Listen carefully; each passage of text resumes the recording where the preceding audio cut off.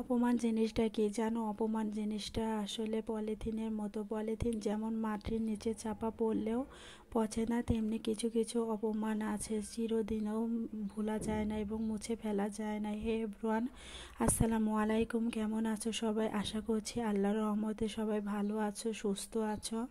আলহামদুলিল্লাহ, তোমাদের দোয়ায় এবং আল্লাহ তাআলার রহমতে আমরাও ভালো আছি, সুস্থ আছি। তো জীবনে এত এত মানুষের সঙ্গে চলাফেরা করেছি এবং নিজের ভেবে তাদেরকে আপন করে নিয়েছি। তারাই আসলে এতটা অপমান করেছে যে সেই অপমানগুলো কখনোই ভুলতে পারবো না এবং এগুলো কখনো ভোলাও যায় না।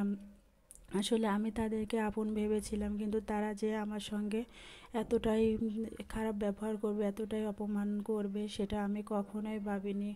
তো দেখো, সকাল সকাল রান্নার প্রস্তুতি নিয়ে নিয়েছি। তো আজকে আমি পেঁপে দিয়ে রান্না করতেছি, পেঁপে আর ডিম দিয়ে রান্না করব। আসলে প্রতিদিন মাছ খেতে খেতে আর মাছ খেতেও মন চাচ্ছে না, তো ভাবলাম বাসায় পেঁপে ছিল, তো আজকে পেঁপে দিয়ে ডিম দিয়ে রান্না করব।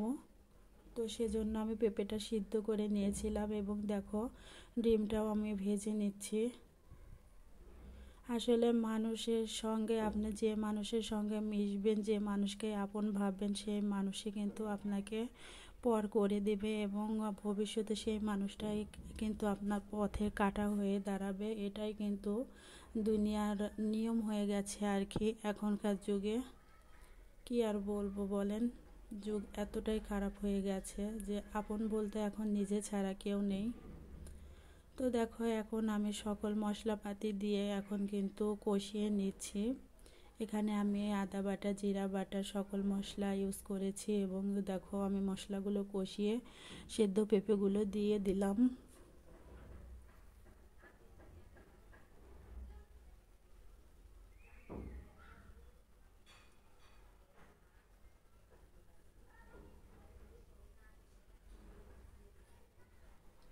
এখন দেখো, পেঁপেগুলো আমি ভালোভাবে কষিয়ে নিচ্ছি। কষিয়ে আমি এখানে পরিমাণ মতো ঝোল দিয়ে দিচ্ছি। আসলে আপনার যখন টাকা থাকবে তখন আপনাকে সবাই ভালোবাসবে। যদি নিজের কখনো টাকা না থাকে কখনোই কেউ ভালোবাসবে না। আসলে কথায় বলে না, মাথায় তেল থাকলে সবাই নাকি ভালোবাসে। তো টাকা না থাকলে আসলে কেউ ভালোবাসে না, এটাই দুনিয়ার নিয়ম হয়ে গেছে। যখন আপনার টাকা থাকবে সবাই আপনার পাশে থাকবে, যখন টাকা থাকবে না কেউ আপনার পাশে পাবেন না তাকে কখনোই। আপনি যদি ফোনও দেন, তারা ফোন ধরতেও এমনকি ভয় পাবে যে হয়তোবা টাকার জন্যই হয়তোবা ফোন দিচ্ছে, তারা ফোনও রিসিভ করবে না।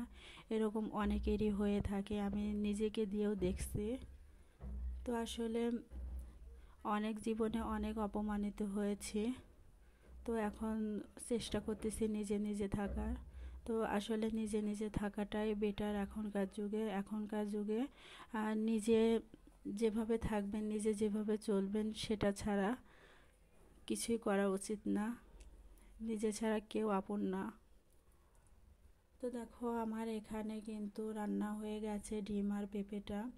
এখন আমি কচুর লতি রান্না করব। তো কচুর লতিটা রান্না করার জন্য আমি আজকে পাঙ্গাস মাছ নিয়েছিলাম।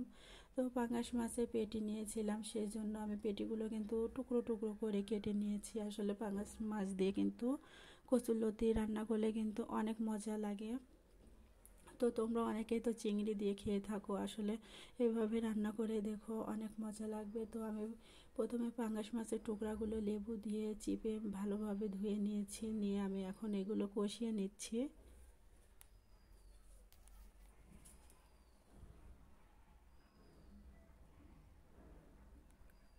তো দেখো, মাছগুলো আমি ভালোভাবে কষিয়ে তারপরে এবার কচুর লতিগুলো দিয়ে দিলাম।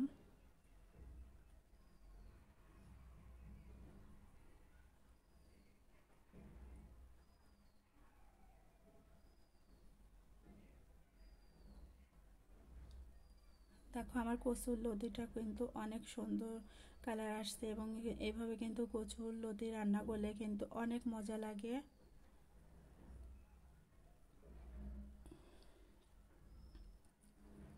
তো দেখো, কচুর লতি থেকে যে পানিটা বের হয়েছে, এই পানিটুক দিয়ে কিন্তু আমি আজকে কচুর লতিটা রান্না করব। কচুরলতিতে এক্সট্রা কোনো পানি না দিলেও চলে। আর যেহেতু এগুলো হচ্ছে ভালো কচুরলতি ছিল, সেহেতু পানি না দিলেও চলে। দেখো কতটা পানি বের হয়েছে। এই পানিগুলো দিয়ে কিন্তু আমি কষিয়ে রান্না করে নেব। আর এখানে দেখো নামানোর আগে আমি কিছু জিরা পাউডার এবং হচ্ছে ধনিয়া এবং হচ্ছে দারুচিনি এলাচ যে পাউডার ছিল সেই পাউডারটা আমি দিয়ে দিলাম। যেহেতু আমি আর বেশি নাড়াচাড়া করব না, সেহেতু আমি একটু জল থাকা অবস্থাতে দিয়ে দিলাম।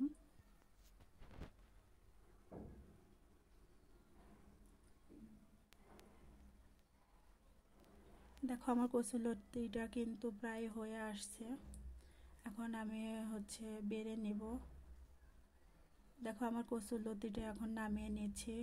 তো সকল বন্ধুদের উদ্দেশ্যে একটা কথাই বলবো, আমার ভিডিওটি ভালো লাগলে লাইক দিয়ে পাশে থেকে যেতে পারো। আমার ভিডিওর কোনো অংশ যদি তোমাদের ভালো লেগে থাকে তো সবাই পাশে থেকো। দেখো আমার কচুরলতির ফাইনাল লুকটা কত সুন্দর হয়েছে, এবং এভাবে কচুরলতিটা রান্না করলে কিন্তু অনেক মজা হয়।